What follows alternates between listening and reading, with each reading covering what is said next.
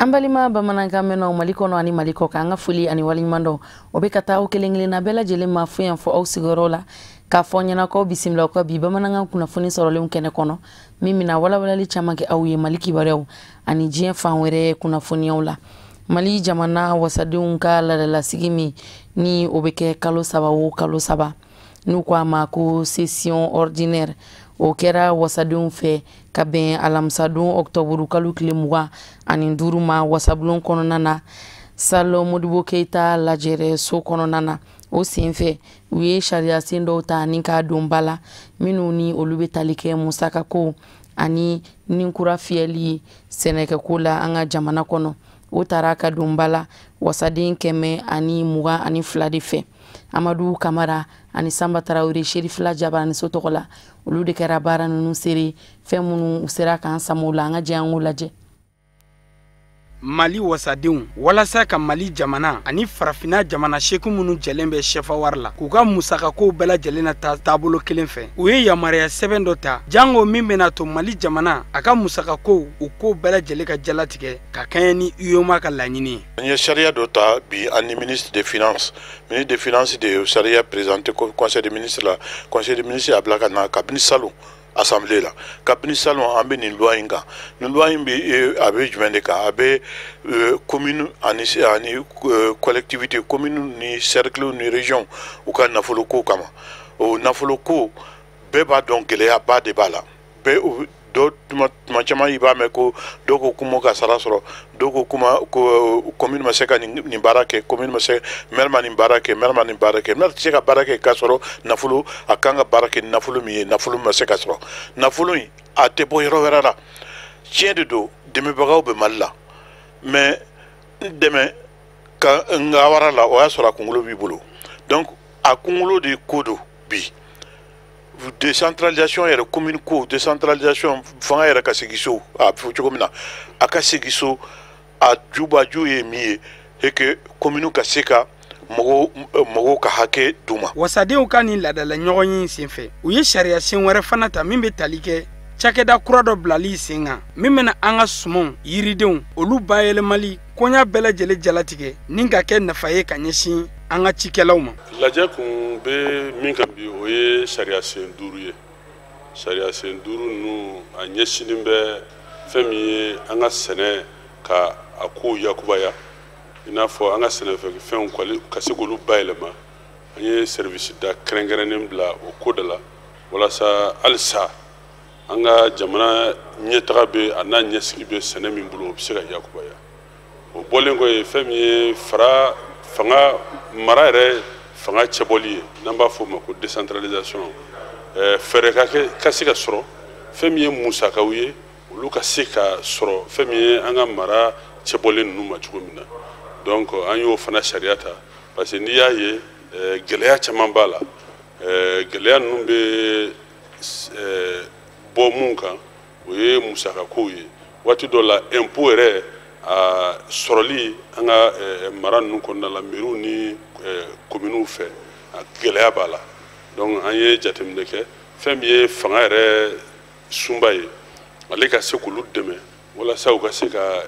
impôt ninnu ka se k'olu kimɛ walasa an ka communes bɛ se ka bɔ nɔgɔ la cogo min na. Ni sariya belebeleba ninnu ni wasadenw y'u wakili don a la u ka laadalasigili senfɛ min kɛra bi alamusa octobre kalo tile 25 a yamaruya dira Mali gouvernement fɛ ministres ka laadala ɲɔgɔn ye senfɛ minnu bɛna kɛ sababu ɲuman ye jango ka Mali jamana sɔrɔ ani yiriwa o ka sabati. Ka sanga ni Mali jamana ɲɛmaasigi kalata tɛmɛnen baara dɔw olu kɛra nansarala tɔnba Union européenne ka jateminɛ jɛkulu Commission d'observation de l'Union européenne fɛ o baara ninnu kɔfɛ jaabi minnu bɔra olu kɔnɔ u ye u baaraw bɛɛ lajɛlen fara ɲɔgɔn kan ni k'o kɛ gafe kɔnɔ u ko gafe in ma ko rapport o rapport in de taara jateminɛ jɛkulu in fɛ ni ka a di Mali kunnafoniko ɲɛnabɔ cakɛda jɛkulu ma haute autorité de la communication hakimɔgɔw ma o rapport in kɔnɔna na laɲini 29 olu de b'a kɔnɔ minnu ni olu kan ka lajɛ ni ka ta ka don ba la ka kɔn kalata nata wɛrɛw ɲɛ a kɛnɛ sigira sen kan ka bɛn arabadon octobre kalo tile 24 ne ma u daga yɔrɔba la amdale asi kɔnɔna na Samayira Sanogo bɛna ɲɛfɔli k'an ye.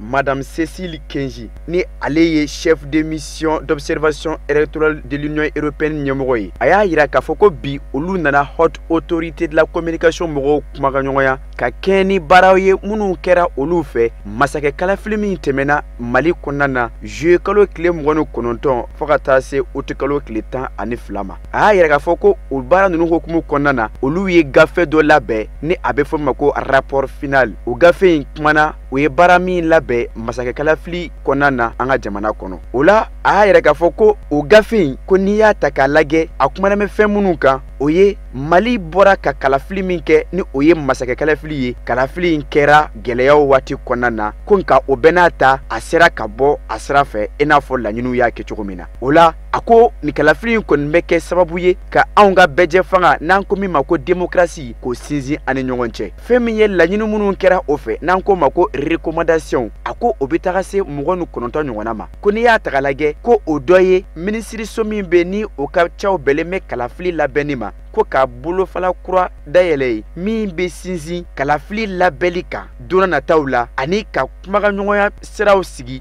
ni bolofaraw ye minnu bɛ ni olu ka baara talen bɛ ka ɲɛsin kalafili labɛnni ma i n'a fɔ seni ko olu ka laɲini kumaba dɔ fana ye tugun ko anw ye kalafili kɛ cogo min na ko a ɲana ka d'a kan a kɛra sababu gɛlɛya minnu bɛ yen olu ka se ka furakɛ ka bɛn ni kalafili nataw ye. O la Madame Cécile Kenyi ni ale ye chef de mission d'observation électorale de l'Union européenne ɲɛmɔgɔ ye a ko olu y'a laɲini sigikafaw ka kɛ don nataw la walasa baara minnu filɛ nin ye ni olu ye o laɲini u ka gafew kɔnɔna na u ka se ka hakili fɔlɔfɔlɔw kɛ a kan min na kɛ sababu ni min ye anw ka ba Maliba ye kalafili nataw la a na labɛn ka kɛɲɛ ni bɛɛ lajɛlen sagoya ye cogo min na. Kabeni Alamsadou ni Salon de la formation professionnelle et de l'emploi du Mali SAFEP 2018 o kɛnɛ sigira sen kan a nun donni baaraw olu kɛra ka bɛn Alamsadou ne ma. A nun donni kɛnɛ kan o ɲɛmɔgɔya kun bɛ Mali jamana minisiri bolo minisiri min ni o ka caw bɛnnen don denmisɛnw kunkanko ko baarako ani fasoden ɲumanya jɔliw kama. An b'aw ladɔnniya k'a fɔ nin ye hakilina jagabɔ kɛnɛ de ye min bɛna na fusaya kosɛbɛ kɛrɛnkɛrɛnnenya la ka ɲɛsin denmisɛnw ka baarako ma. Kɛnɛ in kan Sherifila Jabaraniso tɔgɔ la Amadou Jalo a n'a ka jatala Baba Keita olu de kɛra baara in siri. Samayira Sanogo ale bɛna walawalali kɛ an ye fɛn minnu sɔrɔla an ka jɛ an k'u lajɛ. Salon de formation professionnelle et de l'emploi du Mali SAFEP 2018 ni nin ye a ta ko duruna ye ale ye kɛnɛ ye min ni a hakilina bɔra agence Natu communication ka kɛ ni bolodiɲɔgɔnya min bɛ ani ministère de la jeunesse de l'emploi et de la construction citoyenne cɛ. SAFEP 2018 ale ka laɲini tɛ dɔwɛrɛ ye fana kɛra ka ba don anw ka baara la min bɛ kɛ sababu ni ka baarakɛyɔrɔ caman nati n'an ko mun ma ko création d'entreprise an ka jamana kɔnɔna na. A dabɔkun de ye ko mɔgɔ minnu bɛ yen ni u ma baara sɔrɔ ani bolola baarakɛla minnu bɛ yen ani muso minnu bɛ yen n'u bɛ fɛ ka nafa sɔrɔ ka na olu fara ɲɔgɔn kan ka u ka ladegeli nɔgɔya ani ka u ka baara sɔrɔta nɔgɔya fana. An kɛlen don ka baara minnu sigi sen kan o ye k'a fɔ an bɛ communication kɛ mɔgɔw bɛ na ka na ɲɛfɔli kɛ walasa mɔgɔw ka faranfasiya sɔrɔ o bɛ kɛ tile 3 in bɛɛ kɔnɔ. Standuw bɛ yan mɔgɔw bɛ ka u ka fɛnw yira u bɛ se ka minnu kɛ u bɛ se ka mɔgɔw dege min na u ka expériencew ye min ye olu bɛ yen mɔgɔ caman ka na parce que a dabɔkun ye olu de kama ye surtout jeunes ni muso minnu bɛ yen n'u bɛ fɛ ka entrepreneuriat kɛ. Ministre de la jeunesse de l'emploi et de la construction citoyenne ka nɔrabila a ka kɔrɔfɔ kɔnɔna na a y'a ka nisɔndiya yira ka kɛnɛ ni kelen sigili ye ni ka tila ka yira k'a fɔ ko SAFEP 2018 ani kɛli ka kan ka da ka baara min don a nafa ka bon ko kura ka tila ka sɔnni sigi an ka yɛrɛmakalan baaraw ma n'an ko minnu ma ko auto formation ani baara créeli ani ka ba don baara la an ka jamana kɔnɔ a labanna ni ka munumunu salo kɛ stanu kɔnɔna na n'an ko min ma visite guidée. An nisɔndiyalenba de don sɔgɔmada in na an nana salon de la salon min ye formation professionnelle ani emploi denmisɛnw ka baarako n'u dɛmɛli ka baara ɲɛ yira u la. An nisɔndiyalenba de bɛ yan bi parce que an ye min ye a bɛ somɔgɔ sama bɔ a bɛ somɔgɔ sama bɔ cogo di an y'a ye k'a fɔ salon in kɔnɔna la u kɛlen bɛ ka fɛn caman de labɔ ka yira denmisɛnw na min b'a to u bɛ se ka u yɛrɛ dɛmɛ ka former n'u formera fana min b'a to u bɛ se ka baara kɛ min tɛ n'u b'u sigi ko ka fɔ k'u bɛ fonction publique baara kɔnɔ ou bien u bɛ taa bureau kɔnɔ baara la a bɛ fɔ min ma entrepreneuriat jeune ni salon nin dabɔra de kama ka initiative créer que denmisɛnw yɛrɛ k'a dɔn k'u bɛ se ka fɛn dɔ k'u yɛrɛ u ka wuli yɛrɛ ma ka taa fɛn ɲini anw bɛ yan k'u dɛmɛ o la a kɛra wariko ye a kɛra partenaires ni partenaires cɛ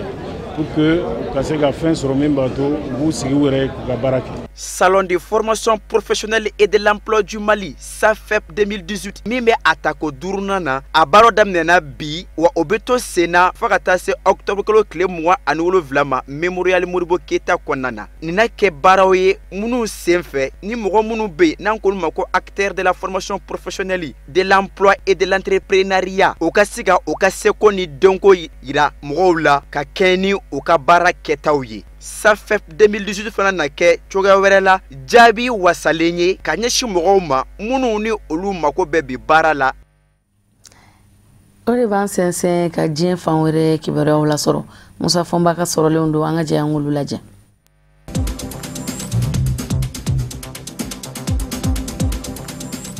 Liberia jamana ɲɛma George Weah ye dantigɛli kɛ araba octobre kalo tile 24 ka jira k'a fɔ sanfɛ kalansow Liberia jamana kɔnɔ denmansaw lɔgɔlidenw tɔgɔ sɛbɛnzara bi bi ka bɔ bɛɛ lajɛlen kan i kɛlen kɔfɛ ka bila ka taa université la i don zan fɔlɔ ko n'i ma wari sara k'i tɔgɔ tɛna sɛbɛn nin y'o bannen ye pewu Liberia kɔnɔ George Weah jamana ɲɛma ye dantigɛli in kɛ Liberiyakaw ka sanfɛ kalansoba dɔ de la a y'a yira k'a fɔ jamana den bɛɛ lajɛlen tɔgɔ la sanfɛ kalanden ka tɔgɔ sɛbɛn binnen don ka bɔ yen pewu a y'a yira k'a fɔ sanfɛ kalanso karamɔgɔw de sera a ma k'a jira a la k'a fɔ gwɛlɛya bɛ sanfɛ kalanden kuraw kan k'a sabu kɛ nafolo min bɛ don Liberia n'i y'o ni dolari sanga ni ɲɔgɔn ye n'a ma ɲɛ k'a fɔ o bɛ tali kɛ o de la i b'a ye k'a fɔ o sɛbɛkɔrɔ jigin bɛ n'u k'a ma ko dévaluation o kumana kalandenw dalen k'u bɛ t'u tɔgɔ sɛbɛn kɔrɔlen min bɛ sara san dɔw la u y'a ye k'a fɔ dɔ farala u kan a kɛra gɛlɛyaba ye dɔw ma kɛrɛnkɛrɛnnen ɲɛna minnu tɛ setigidenw ye o de kosɔn Liberia jamana ɲɛma George Weah ko n'a b'o cogo la ɛlɛ ni tɔgɔ sɛbɛnzara in yɛrɛ bɛ bin ka bɔ bɛɛ lajɛlen ka siɲɛ kelen a ko barisabu ka da ka jatew y'a yira k'a fɔ kalanden kura 20 ɲɔgɔnna na minnu kan ka don sanfɛ kalanso la 12 dɔrɔn de tɔgɔ sen bɛ sɛbɛn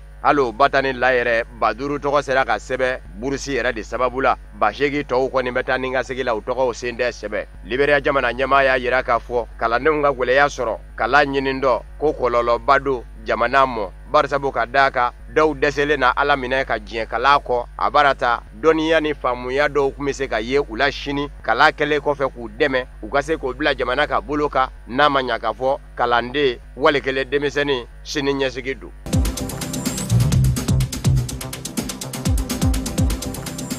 Togo jamana kɔnɔ fangasinamatɔ ndani naani minnu kɛmɛ ka jamana kalaya ni ɲinan y'o san kelen ye fɔ a kɛra sababu ye farafinna tile bi yanfa jamanaw ka tɔ CEDEAO k'i da don u ni fanga ni ɲɔgɔn cɛ ka se ka basigi na politiki bina k'u kan u bɛ ka bagabagali kɛ ka jira k'a fɔ u bi sɔn k'u ka nisɔngoya taama kɔtigɛbali boloda ko kura barisabu ka da k'a fɔ ɲɛsin bɛ min ni kumaɲɔgɔnya n'u don bɛ u n'o cɛ a barata olu kɛnkumɛ ka ɲini de ko fɔ a ka wala sɛbɛn ko mandat la kɛra a fɛ CEDEAO ma ɲɛmaw ye laɲini minnu kɛ k'olu tɛ ka se ka don bala a n'a ka fanga fɛ kɛrɛnkɛrɛnnen ɲɛna u y'a yira k'a fɔ octobre kalo tile 24 araba tɛmɛnen kalata labɛnni jɛkulu commission électorale nationale indépendante seni kɔnɔ fangasinamatɔw jɔyɔrɔ kan ka kɛ min ye o ka di u ma minnu dan bɛ bila ye fangasinamatɔw dɔgɔ la olu tɛ fangasinamatɔw dɔgɔmaw ye maaw de don minnu ni fanga bɛ fankelen fɛ ko kumana ko kalata min bɛna kɛ décembre kalo nata n'o ye wasadensigi kalata ani mairisigi kalataw ye ko namara bolodatɔ don a kɔrɔ ka ban wa ko nin y'o ɲɛsigi de ye kalata labɛnni jɛkulu commission électorale nationale indépendante seni kɔnɔ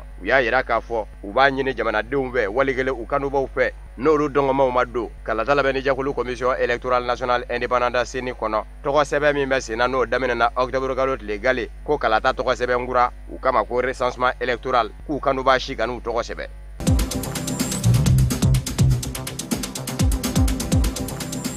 Nin bɛna ka siɲɛ fɔlɔ ye Ejopikaw fɛ musolaka ka kɛ jamana ɲɛmaa ye Sale Work Zewde ale de kɛra jamana ɲɛmaa ye Ethiopie kunna alamusa tɛmɛnen maa min don a ka baara ɲɛsin kun bɛ Ethiopie ni jamana wɛrɛ ni ɲɔgɔn cɛ ko ɲɛnabɔw ma kɛrɛnkɛrɛnnen ɲɛna diɲɛ seleke naani tɔnba Nations Unies kɔnɔ ale de kun ye Ethiopie lasigiden ye yen wa kun ye wala sɛmɛ ka bɔ yen ka ba ale de bɛna kɛ jamana ɲɛmaa naaninan ye min bɛna sigi fanga na kabini Ethiopikaw y'u ka sariya sunba kura sigi u kunna san 1995 sa a ma ladɔnniya k'a fɔ musolaka in n'a kɛra jamana ɲɛmaa ye bi wasadenw ka jɛ k'u tɛgɛ kɔrɔta ka f'u jɛna n'a ye wasabulon kɔnɔ a bɛ deli ka kɛ lasigiden ye Ethiopie cogoya la Djibouti-kaw bɛ yen Senegali ani Faransi jɛkuluba min bɛ farafinna kɔrɔyanba jamanaw fɛnɛ tɔgɔ la n'u k'a ma ko autorité intergouvernementale pour le développement a coro ɲɔgɔn kɔnɔ bɛ wele ko IGAD a bɛ deli ka kɛ Ethiopie nɔnabila ye o jɛkuluba fɛnɛ kɔnɔ wasadenw farala ɲɔgɔn kan k'a jira k'a fɔ jamana ɲɛmaa ye a ɲini k'a bɛ wala sɛmɛ n'o ye Mulatu Tesho min ye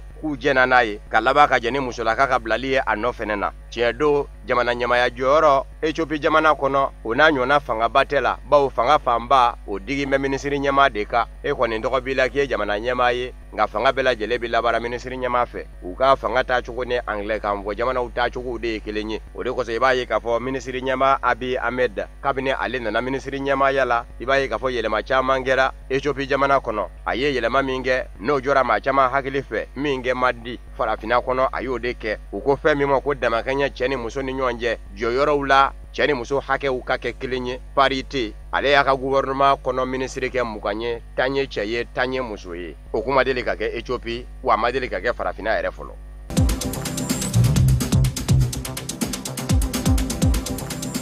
Sini jamana ye sira belebele dɔ dilan sira min gundala kilomɛtiri 55 autoroute wa pont min bɛ a la diɲɛ bɛɛ lajɛlen la a ɲɔ pont belebele tɛ sira kura min gurubu ngarila ka bɛn ni araba octobre kalo tile 24 ye a bɛna duguba fila bila ɲɔgɔn na dugu dɔ ye kwajima yɔrɔ ye Hong Kong ani yɔrɔ min ye gerekana ye Macau sira in yɛrɛ dilali daminɛna san 2009 de pont dɔw dulon bɛ sani dugu cɛ dugu jukɔrɔ tɛmɛsira dɔw fɛnɛ bɛ yen n'o ye tunnel ye fɔ ka laban ka gun dɔ fɛnɛ jagoya dilan ji cɛma u k'a ma ko île artificielle cɛsigi dangaw ni o ye poste de contrôle ye olu bɛɛ lajɛlen fɛnɛ bɛɛ la ka taa sini jamana ɲɛmaa Xi Jinping ye o kurubo ngari ka bɛn ni araba octobre kalo tile 24 ye a y'a yira k'a fɔ siraba min dilalen filɛ nin ye a na kɛ sababu ye ka sanni feere nɔgɔya fan filaw ni ɲɔgɔn cɛ Hong Kong Chine kɔgɔjima yɔrɔ in a n'a gerekana ni o ye Macau ye kunnafoniw y'a yira k'a fɔ yanni sira in kun ka dilan tɛmɛkun bɛ kɛ sira kɔrɔnin min fɛ mɔbili la i kun bɛ lɛrɛ 4 de kɛ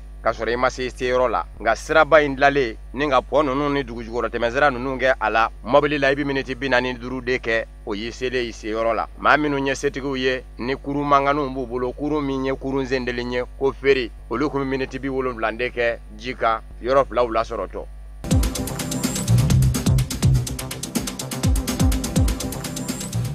Amerike jamana kɔnɔ ko dɔ bɛ ka kɛ fangasinamatɔn ni jamana ɲɛmayaso fangaɲinidɔn ni ɲɔgɔn cɛ kɔnɔ wa n ko don o de kosɔn jamana ɲɛmaa yɛrɛ Donald Trump bɔra ka dantigɛli kɛ ko Amerikikaw ka lajɛ ka fara ɲɔgɔn kan ka kɛ kelen ye politiki bina k'u ɲɔgɔn buruja wale kelen tiɲɛni ko k'a lajɛ ka dabila Barack Obama ka fangaɲinidɔn démocrate o ma ɲɛmaa dɔw de bɛ k'u yɛrɛ ye farati danga la dɔw bɛ ka sama don sama min don minanasiri don u k'a ma ko koli n'i y'a dayɛlɛ i bɛ furunbara ni sura kɔnɔ o damadɔw ɲɛsinna Barack Obama ka fangaɲinidɔn démocratew ma Barack Obama yɛrɛ bɛ a la a tun bɛ ka maa min fɛnɛ dɛmɛ ka se ka fanga ta ani Donald Trump ni ɲɔgɔn cɛ n'o y'a ka minisiri kɔrɔ Hillary Clinton dɔ ɲɛsinna o fɛnɛ ma démocrate fangaɲinidɔn fɛnɛ kɔnɔ maa min ye waribondigi ye ni o ye George Soros ye dɔ fɛnɛ ɲɛsinna o ma lakanajɛkulu kɛrɛnkɛrɛnnen min ɲɛsin bɛ jamana ɲɛmaakɔrɔw lakananen ma Ameriki jamana kɔnɔ o y'a yira k'a fɔ labɛn bɛɛ lajɛlen kɔni sabati bɛ ka se ka jamana ɲɛmaakɔrɔ bɛɛ lajɛlen lakana Amerikikaw ka kunnafonidiso min fɛnɛ bɛ wele ko CNN Ameriki dugu b'a la New York olu fɛnɛ taara bala furunbara ni dɔ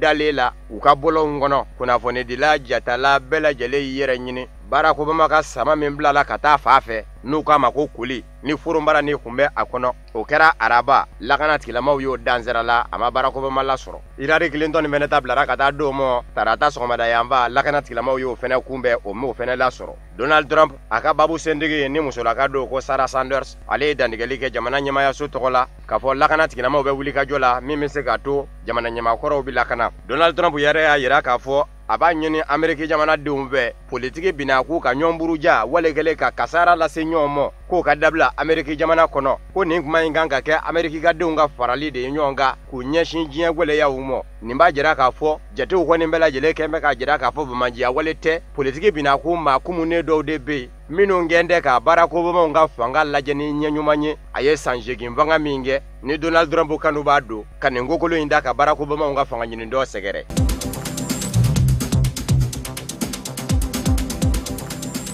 Saudiya dugubala Riyadh ɲɔngɔn bɛ ba labɛnna Saudiya ma ɲɛmaw fɛ araba octobre kalo tile 24 ko ba ɲumankɛlakaw bɛɛ lajɛlen ka jɛ ka ɲɔgɔn sɔrɔ yen a teri jamana caman ma sɔn ka taa ka sabu kɛ a ka den min fara n'a fa cogo ma dɔn Turki dugubala Istanbul Saudiya lasigidenso la consulat Jamal Khashoggi nin kɛra siɲɛ fɔlɔ ye masakɛ den min kan ka sigi wolo ka masakɛ nɔ na prince héritier Mohammed Ben Salman ni u k'a ma ko MBS a kamalenya cogoya a k'i dantigɛ maɲi n ka ko kunkan a y'a yira k'a fɔ Jamal Khashoggi kunnafonidila min n fa cogo ma dɔn olu ka lasigidenso la Turki dugubala Istanbul k'a kɛra ko cɛjugu da ye a ko wa ko don min fɛnɛ kan ka ɲangi kiri fɛ ko wa ko n'Ala sɔnna ma ko kiri n'i ka baara kɛ a kunkan nka jateminɛkɛlaba dɔ bɛ yen min ka dɔnda ka wuriyalen don ko Pierre Koneza ale y'a yira k'a fɔ Mohammed Ben Salman k'a fɔ nin b'a jɔrɔ ale ma da o la fɛn kelen min bɛ se k'a jɔrɔ o ye Saudiya jamana yɛrɛ kɔnɔdenw ye don nataw la n'olu ka wulikajɔw tora ka kɛ bɛɛ ka sabu kɛ ko gɛrɛndɛ min bɛ u kan bi ko de bɛ se ka k'a jɔrɔkun ye bari sabu ka da kan ko Saudiya kɔnɔ ko k'u t'u cogo la bilen sɔrɔ bina k'u kan n'a ma ɲa ka fɔ taji sɔngɔ sɛbɛkɔrɔ jigin bɛ wa Saudiya jamana yɛrɛ fɛnɛ taa min yɛrɛ sɔrɔ kɛlɛbanbaliw la diɲɛ ɲɛfɛ maɲi ni maa faamuyanen don ko Pierre Koneza a ko fɛn min bɛ k'a ye kɔnɔ guwa a ko ye Donald Trump ni Mohammed Ben Salman ka jɛ ye kabini ko in daminɛna ko Donald Trump ma o n'a ɲɔgɔnna kumakan gwɛlɛn da ka ɲɛsin Mohammed Ben Salman ma walikele Saudiya ma ɲɛmaw ma a ko kuma na fɛn min bɛ se ka kɛ nin kɔrɔ a ka dɔn k'a fɔ ko sɛbɛ ko don Jamal Khashoggi min fara n'a fa cogo ma dɔn kunnafonidila in a somaw de ka wuli ka se Ameriki kiri bina k'u kan ni ka kiri n'u don jamana bɛ jamana la i n'a fɔ Allemagne olu dɔw bɛ sɔn ka ɲangi ta ka Saudiya jamana sɛgɛrɛ a ko nka ko Faransi jamana ta k'o ka gwɛlɛ ko bari sabu ka da kan n'i ye Faransi jamana lajɛ bi a ka sɔrɔ fanba dulon bɛ fɛn min na Saudiya o nafolo bɛ yen o tɛmɛnen kɔfɛ siradilaw pɔndilaw gitɔrɔndilaw Faransi jamana mago bɛ Saudiya ka nafolo la o la so dagabanaw jɔli Faransi mago bɛ Saudiya jamana ka nafolo la o la fo ka taa se maramafɛnw ma sanfɛtaw ni dugumataw o kumana ko a ka gɛlɛ ko Faransi ka o n'a ɲɔgɔnna kuma gwɛlɛn da ka Saudiya jamana sɛgɛrɛ Pierre Koneza y'a yira k'a fɔ nin ko in kɔni bɛ to nin cogo in de la n'an bɛ taa bɛɛ a ko fari bɛ laban k'a fa dɔ ye Saudiya ma ɲɛmaaw bɛ laban ka tɛmɛ n'u ka kow ye a bɛ kɛ i n'a fɔ ko ma kɛ maaw bɛ sin ka ɲinɛ a ko kɔ dɔɔni.